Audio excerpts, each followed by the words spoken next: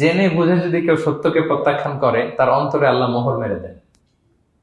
জেনে বুঝে সত্যকে প্রত্যাখ্যান করলে, আমি বুঝি নাই, আমি শুনি নাই, আমি জানি নাই, এটা আল্লাহ মাফ করবে। আমি কনভিন্স হই না, এই জন্য মানতেছি না, কিন্তু আমি জানি এটা সত্য, এরপরেও যদি সত্যটা গ্রহণ না করি, তাহলে কার মুক্তি আছে বলেন তো? না, তাহলে মুক্তি নেই। এজন্য যারা সত্যান্বেষী তাদেরকে আল্লাহ পছন্দ করেন। ভুল করে না এরকম কোন মানুষ নাই পৃথিবীতে, সবাই আমরা ভুল করি, সবার ভুল হয়, এটাতে কোনো অসুবিধা নেই। কিন্তু জেনে আমি সত্যকে মানবো না, এটা আল্লাহ কখনো মেনে নেয় না। অন্য আয়াতে সূরা বাকারা আল্লাহ বলছেন, খতামাল্লাহু আলা কুলুবিহিম ওয়া আলা সামঈহিম ওয়া আলা আবসারিহিম গিশাওয়া ওয়া লাহুম আযাবুন আযীম।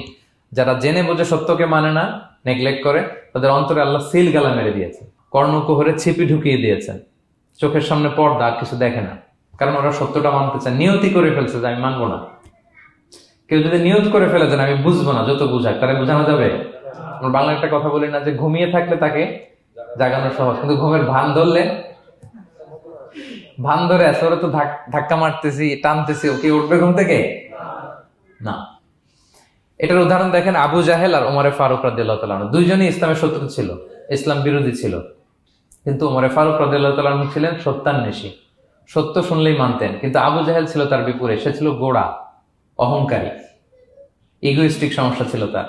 সে জানতো যে আল্লাহর হাবিব সাল্লাল্লাহু আলাইহি ওয়াসাল্লাম আল্লাহর পক্ষ থেকে নাজিল হওয়া আসা একজন রাসূল, কোরআন আল্লাহর পক্ষ থেকে নাজিল হওয়া একটা কিতাব, জানার পরেও সে মানে নাই, ফলে তার নসিবে হেদায়েত জোটে নাই। কিন্তু ওমরে ফারুক রাদিয়াল্লাহু তাআলা আনহু কিছুদিন পরেই উনি শাহাদা পড়ে ফেলছেন, এবং রাসূল সাল্লাল্লাহু আলাইহি ওয়াসাল্লাম দোয়া করেছিলেন যে আল্লাহ, আল্লাহুম্মা আইজ্জাল ইসলাম বি আহাব্বি হাযাইনি রাজুলাইনি ইনদাক, আল্লাহ দুজন লোকের যাকে তোমার ভাল লাগে তাদের একজনকে ইসলামের ছায়া তলে এনে তুমি ইসলামটাকে শক্তিশালী করো। একজন হচ্ছে আবু জাহাল, আর একজন হচ্ছে ওমর। আল্লাহ তাআলা কার জন্য দোয়াটা কবুল করেছেন বলেন তো?